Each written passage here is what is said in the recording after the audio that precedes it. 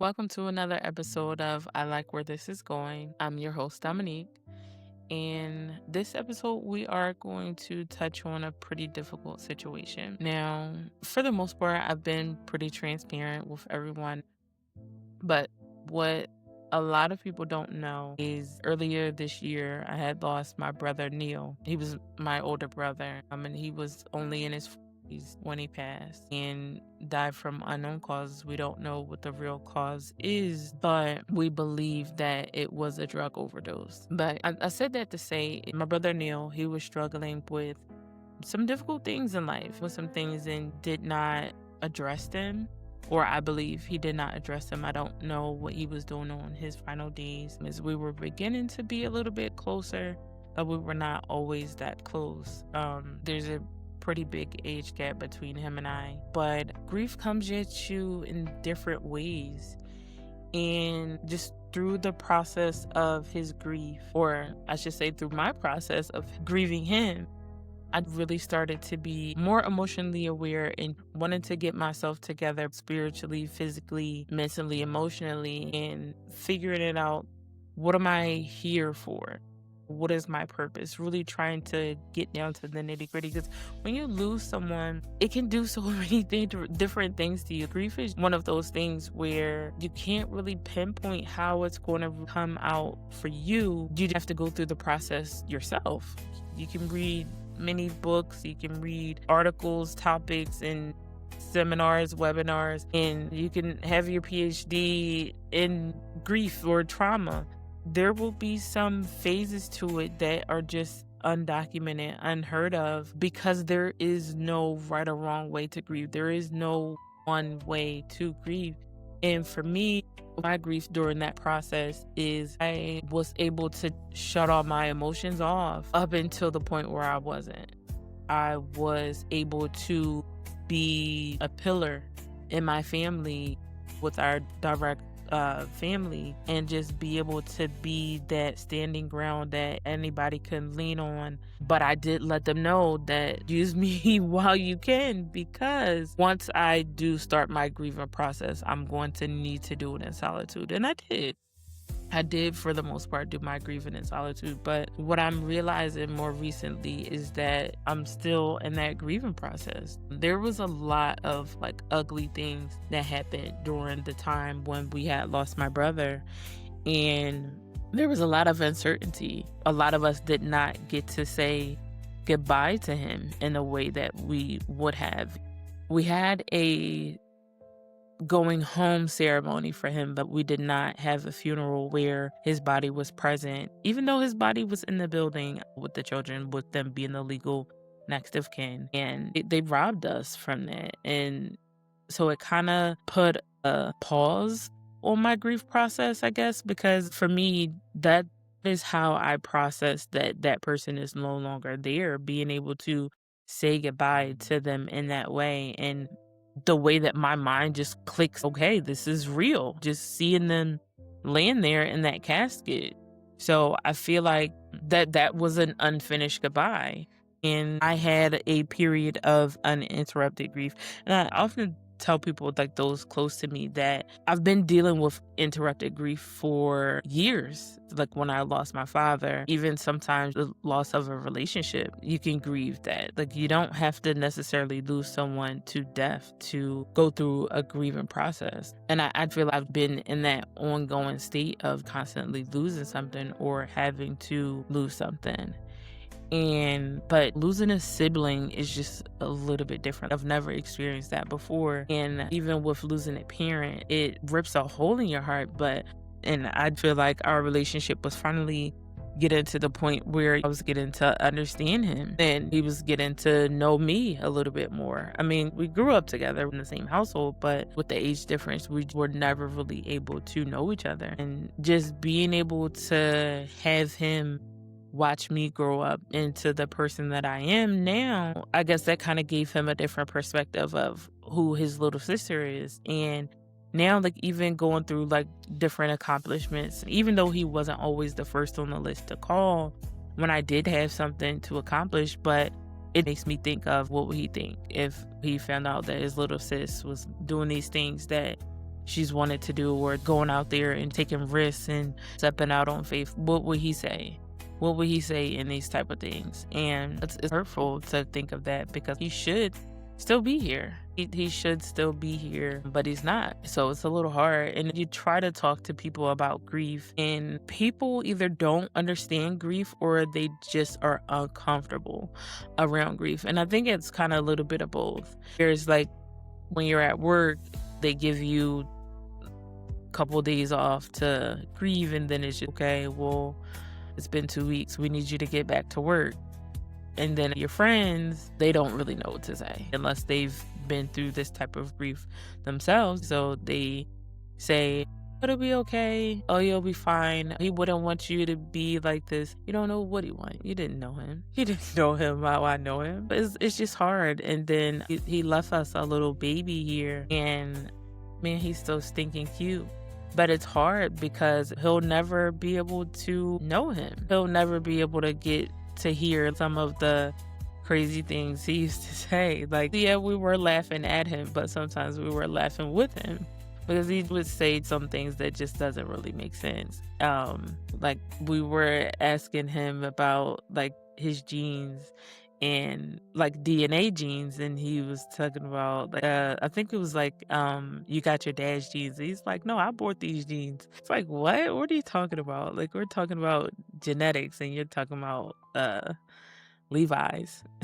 And he just say crazy stuff like that. And it just not being able to have that anymore. And like, for me, just being his only sister, like, I just felt like he was a protector for me, and not having that protector here anymore.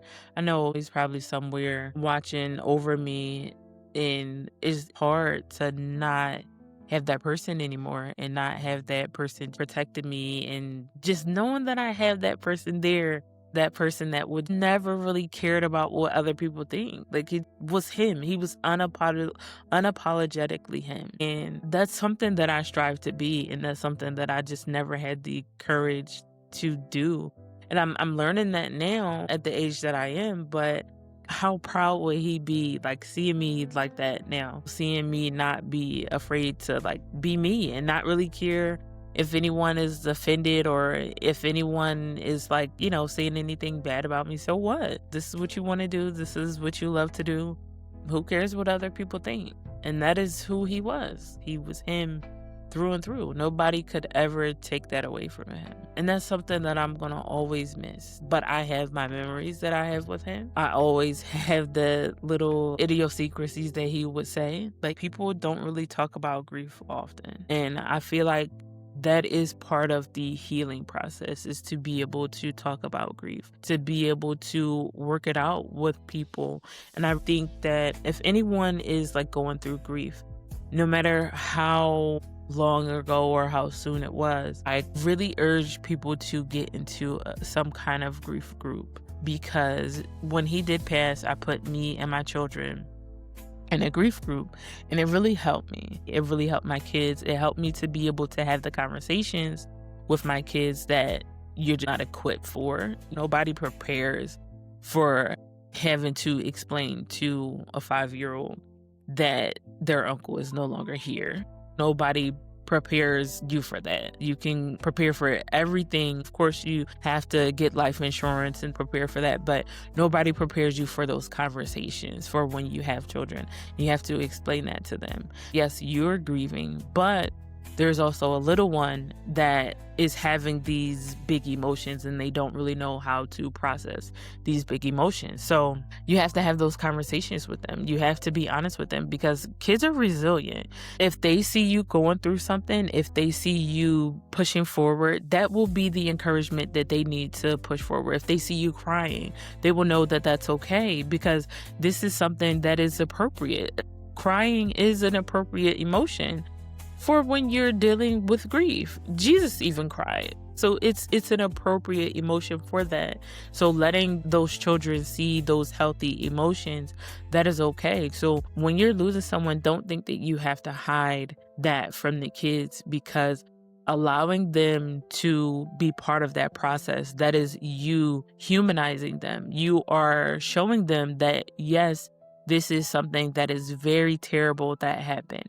No one ever wants to lose anyone. But you have to show them this is what you do in this process. Because me going through that process very early on in life at around the age of 5 was when I lost my grandmother. And my mom didn't shelter me from that. I was pretty much there with her through that whole process. Being able to be with her in that process allowed me to see how adults are in this process and allowed me to be able to eventually be prepared to do that, for me to be the adult in this situation so that I was equipped. And I'm not saying go looking up the local obituaries and taking your kids to some funerals just so that they can get the exposure. I'm saying sit down and have those honest conversations with them. In preparing them, the way there's a baby born, people also have to die, and sometimes they die in tragic, unexpected ways. So that's a really important conversation to have with children, because originally when it happened, when I got the news that my brother had passed away, I had, well, at the time he was 8, my 8-year-old son, and he was with me through the whole process, from me finding out, from me processing it. I was in a freeze. How people were like in fight or flight, I was in a freeze, and like so much so that I, for a good portion of it, I forgot that he was even with me. Like I never left him anywhere, but that day I probably could have. That was scary because I was also responsible for him in that time. And I feel like just looking back at it, I'm like, oh man, he was just exposed to so much. But that's what makes me say that kids are resilient, because him seeing me be able to process that, like I had to drive maybe an hour to go to my mom's house once I had found out the news, and I drove to her house, and I couldn't even tell you like how that drive went. I just couldn't. And then getting there and being there with her, being present there with her, I knew what to do, but my 8-year-old son, he didn't. So he was observing me that whole time, and I didn't realize until after the fact that he was observing how I was, and then he was able to mimic that. And that was like a powerful sight to see, because now my mom's house is filled with grieving people, adults, other children. And at some point it was even my brother Neal's adult children.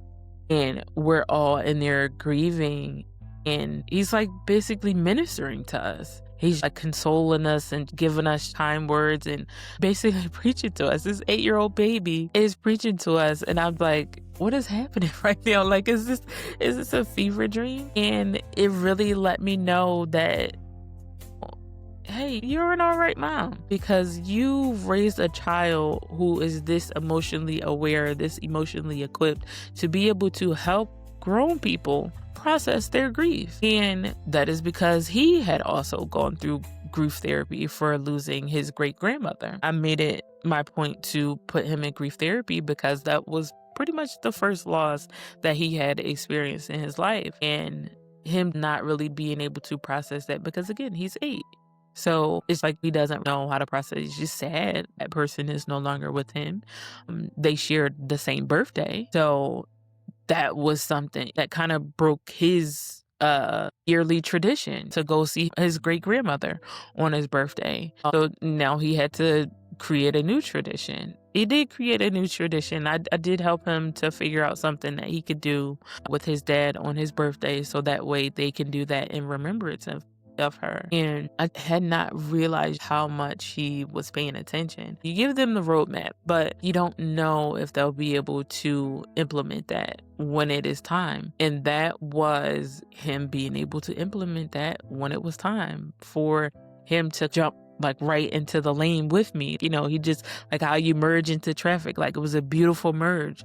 And he was able to jump right in, being 8 years old, just like, yeah, it's okay to cry. He's still here with us. And, he was saying some beautiful things, even reading some scripture to us. It was just so beautiful to see. Even my, at the time she was 5, my 5-year-old daughter, she gets very overstimulated with crowds of people and with noise. She's very uncomfortable around other people crying. But in that time, she was able to step outside of being uncomfortable, and she was able to put into words, I know that there's a lot of people in here, and I know that it's a little bit noisier than what I would like, but I understand that everyone is sad and they just need to be together right now. And I'm just like, I mean, if you know her, you would just know that it's something big for her. Like at 5 years old, that's something big. And again, that was just another receipt, so to speak, of how I'm planting these seeds into these kids, and all the effort and all the conversations that we're having, they're paying off. Because they remember those conversations. They're doing all of those things, and it's beautiful to see. And so just through that whole process, I was able to be the mediator with all the drama that was going on. I was able to put my grief on pause. And I often think like it was that like a mistake for me to put my grief on pause, because I feel like now I'm still kind of in it, and I feel like other people are at a different stage in their grief than me. But grief is not something that you can compare. You can't compare, and you can't really pause it either. So it's going to happen. Like, it's not something that you can put on the back burner, because even if you think that you're suppressing that grief, you're suppressing that sadness, it's like trying to put a Mentos in a Coke bottle and then put the lid on and expect it to not explode. That is how grief is. It's going to erupt, whether you try to cover it up, whether you try to put the cap on it. It's going to erupt. It's going to come out in some way, shape, or form.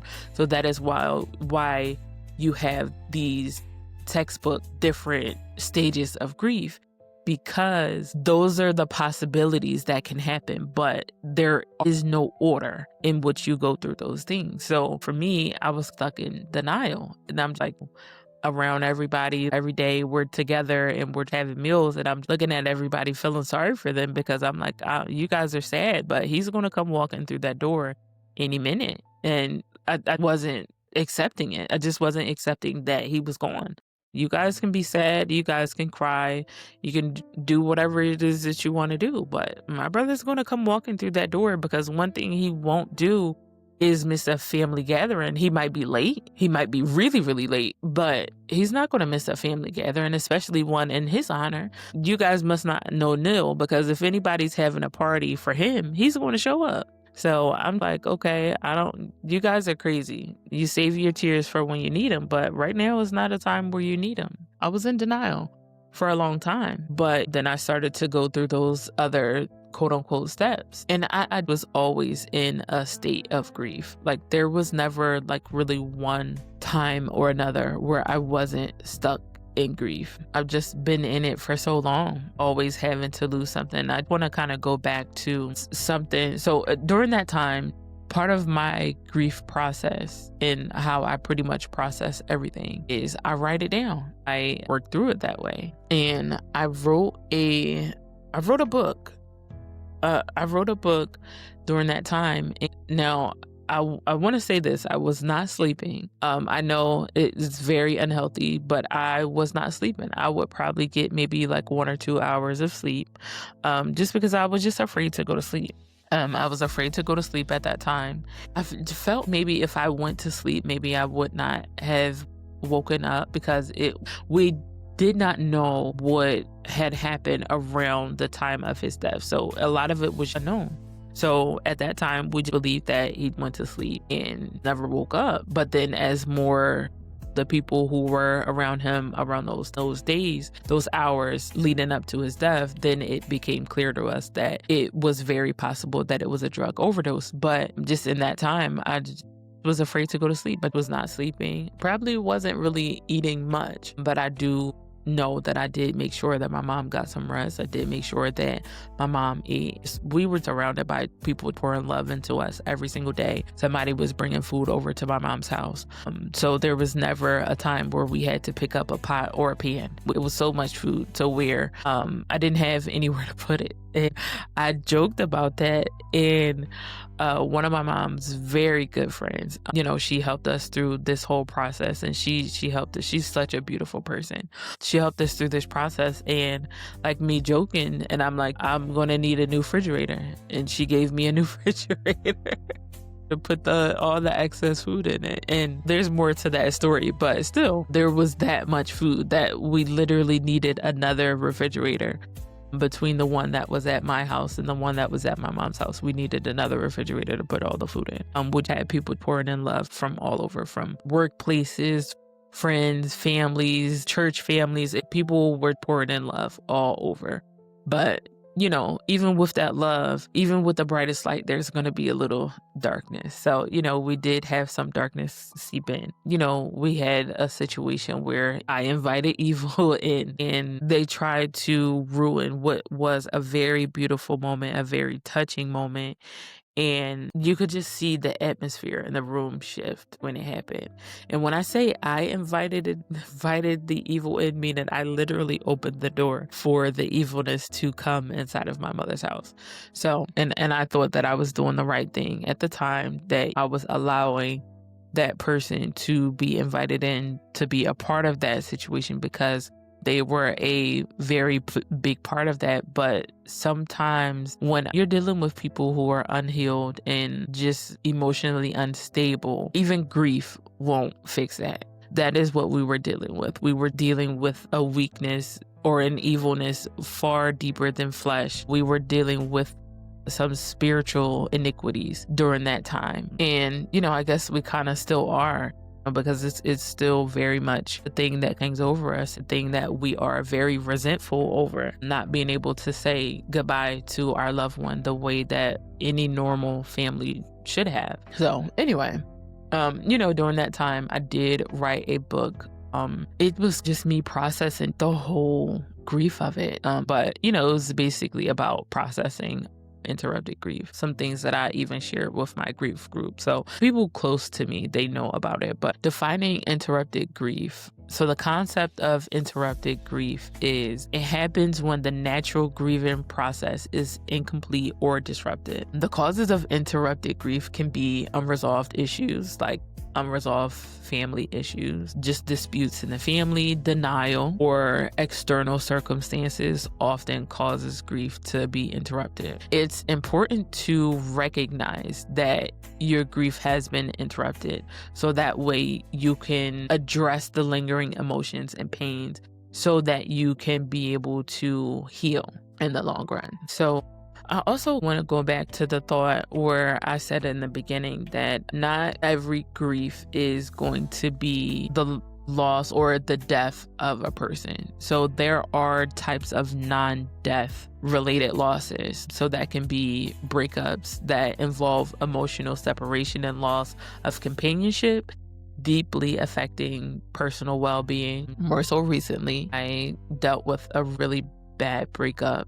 And it was also in the middle of me being able to process my own grief with my son, just me grieving him being incarcerated. That is what I was trying to process, that me not being able to have free access to him without now having to schedule an appointment, go on a long drive, and just go through all of these security checkpoints and things like that. So that is a form of grief that I was already dealing with. And before that, I was grieving the loss of identity when I was going through a significant change in my life, and it was altering how I see myself. I was having to say goodbye to the old me, to the things that were, and then welcome this new me. The things that were comfort for me, like my bad eating habits, had to say goodbye to those. Not really coming out of my comfort zone, going outside, being adventurous, stepping out on faith. I had to grieve those things because, again, that's something that I'm prone to. That's something that I'm used to doing.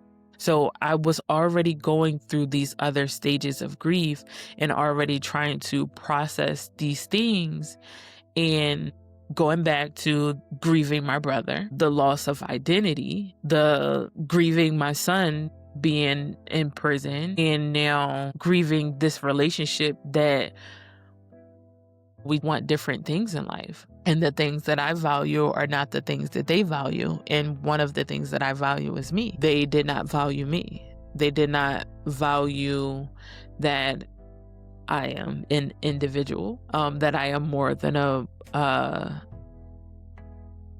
am more than a mother. I am more than their helper, their assistant. I am me. I am Dominique. I had to grieve so many different things that were non-death related. And I've been in that grieving process for a very long time. But now that I'm able to identify those things, now I'm able to put a face on it and I'm able to address it head on. There can be a lack of societal recognition and support, absence of rituals and structure, grieving, feelings of isolation and ambiguity, which is what I was going through all of those phases. The loss of my brother that happened in January, and then there was that little chunk of months where it wasn't really anything, but I feel like they all kind of happen overnight of one another. Like as soon as I feel like I get my head above water, here comes another non-death related loss. Me having to put my son out shortly afterwards, and then him getting into prison, then me struggling with my identity, trying to figure out who I am, what is my purpose, what is my calling. Having to figure out those things is sort of hard. So having to be able to do those things and having to figure those things out is just a never-ending process of repeated grief, just being stuck in that. Some people are like, well, when's the next episode coming out? And I'm like, I really don't have anything because I'm like stuck in my grief. Like I was stuck well, that's it. Talk about grief because other people are out there grieving. Maybe somebody else is out there dealing with the same thing. I often say that the podcast episodes, I try to allow God to lead me, because I don't ever want to come on here and be talking and saying anything. I always want to be able to give God the glory for any and everything that I go through, for how I came out of it. And I just needed to take a break, be in solitude and be in silence. I feel like that's when I hear God the loudest, is when I am just kind of shut out from the world. Just turn off all the social media, turn off the TV, just sit and be with God, being in his word, fasting and praying and just allowing God to guide me in those times. And I feel like coming out of it, like, okay, all right, I'm listening. I'm waiting to see where you lead me, God. And the conversations that I was having with everyone, it was about grief, and it was about relationship grief. It was about identity grief. It was about what's happening right now with the government shutting down, job grief, financial grief, and just traditional grief where it's a loss of a loved one.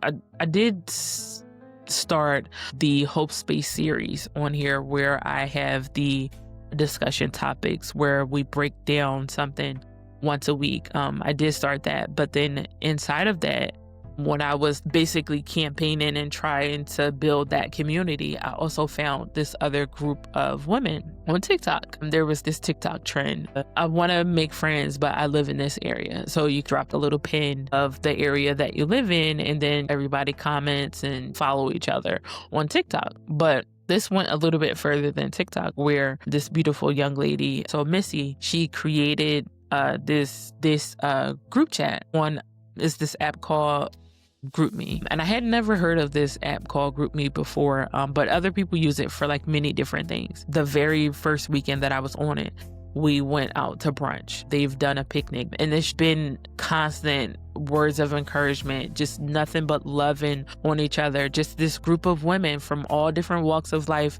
different religions, different backgrounds, different races. There were, some situations where somebody just didn't understand the group, or they expected the group to be something else. It had its little quirks in the beginning, but I feel like it's finally to the point where it is really something that is growing into a beautiful thing. And I'm saying all of that to say is I had prayed to find a group of women like-minded that would uplift each other and not really care too much about like bragging or boasting or one-upping each other. And started out with a group of 50, and now it's a group of 21s. And going back to the grief group thing, a lot of these women have recently dealt with loss, and they've also dealt with some of the things that I'm going through now with relationship issues and things like that. And I feel like we have that community to where we can talk about anything and everything judgment free. So if you don't have it already, what's stopping you from being the one to create it for yourself? You can create the group that you want to see. And that is what she did. That is what Missy did. She didn't see a group that was doing what she wanted to do. So she created that group. And I respect that, because it's like what that group is trying to build, what we're trying to build in that group is a sisterhood. And I just think that it's just so beautiful. And it's really, really helping me with that. Going back to my relationship grief, I feel like everything that I was trying to do, everything that I was trying to become, everything that I was trying to accomplish, I feel like that person was so comfortable in their ways, and they were so stagnant, and they were okay with not being okay.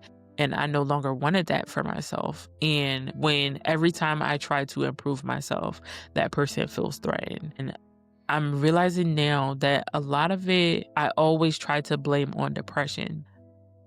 I wasn't depressed. It was just that man. I'm sorry to laugh at that, but I wasn't depressed. It was that man. I don't know who needs to hear that, but sis, you may not be depressed. It may be that man. It may be that man wants to keep you down. You can't fix your crown if your head is hanging down. Your crown's going to fall off, baby girls. Pick your head up and you're going to be okay. Because I am okay. I have felt joy every single day, even though my joy has been mixed with sadness sometimes, because we do have children together. But I love me more. I love me more than I love them. And I love my children and I love them more. So I want to have them have a healthy, happy mother. They deserve that. I deserve that. And if anybody's going to get away of you being happy and healthy, you gotta go. And especially when you try to interfere with my relationship or me building a relationship with God. Because now you're putting yourself equal to God. And I don't want to be yoked with anyone who wants to be on the wrong end of the wrath of God. I'm tired of learning that lesson. I am. I've done it before. And I'm just not willing to go down that path anymore. So I am dealing with grief of a relationship. I am dealing with grief of an identity. I am dealing with grief of a stressful job. It may be even down the line, maybe financial grief, because we were a 2-income household and now we're not. So just having to figure out where that takes us. And even though despite everything, I still like where this is going, because I've been going to the gym. I signed up for swimming lessons. I've just been doing more things that I love to enjoy. And before this, I could not really say what I enjoy. I could not say what I like to do, because I never got a chance to do things for me outside of being a mom, outside of being in a relationship. So just being able to be Dominique, I love it. I love it here. But yeah, so I have been dealing with grief. That is where I have been. I promise to not make anyone wait for any more episodes. But I love the words of encouragement everybody has been sending. I love you all. Even though I may not have met you all in person, I love the import of wonderful and beautiful, beautiful things that everyone has been saying. And I really feel like this is also validated that I am on the right path, because one thing, the devil cannot take your blessing away from you, because what's from God is from God and cannot be touched, cannot be altered. Now, however, the devil can convince you to move away from God. The devil can convince you that you are not good enough. The devil can convince you that you are not worthy. The devil can convince you that you are too hard to love, that you are just somebody that's hard to deal with. The devil can convince you of that, but you need to keep your eyes on God, because God will show you, not convince you, God will show you that you are good enough to love, that you are blessed, that you are highly favored, that you are his child. God can show you, not just convince you, God can show you. So don't let anything evil, anything demonic, anything that means you ill will, I pray that you have discernment to recognize it and discernment to stop it before it starts to fester, because a little leaven leavens the whole lump. So once you invite that evilness in, it is very hard to get it back out. But nothing is impossible with God. So even if you do get yourself into some mess, just like how I did, that you can still get out of it. You can still get out of it. And especially if your safety is involved. If you're not safe, please get help. There are many local resources that you can look to, even on the wholespaceworldwide.com website. There are some resources on there. I know a big national organization, YWCA. If you can find your local YWCA, they also have domestic violence resources for you to be able to utilize. You can also dial 211 to get different local resources as well. So if you or anyone you know is in a domestic violence situation, there's never a good time to leave. So if you're waiting for a good time to leave, the time is now. Have to step out on faith. I know it's scary. Everything in life is scary, but you matter. You are enough. You deserve to be happy. You deserve to be here. I don't know who's watching this, but I love you. You're a beautiful person inside and out, and it won't rain forever. That's what I always say. Whenever I'm going through trials and tribulations, I always say to myself, it won't rain forever. It may be stormy. It may be cloudy.